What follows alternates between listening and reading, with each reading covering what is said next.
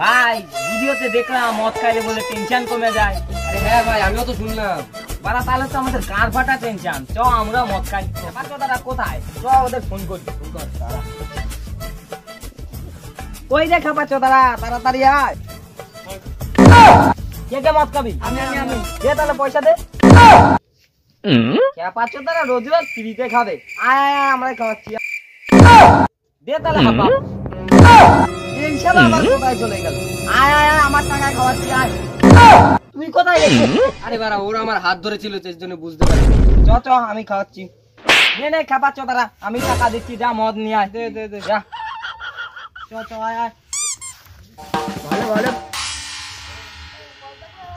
চ চ, ওরা মদ আনুক, আমরা তো বসে থাকি। আরে ভাই, ওরা তো এখন মদ নিয়ে আসলো না। আরে আনবে, না আনলেও মেরে গাল বানিয়ে দেবো না। ওই দে কি মাল আসছে, ওই দে।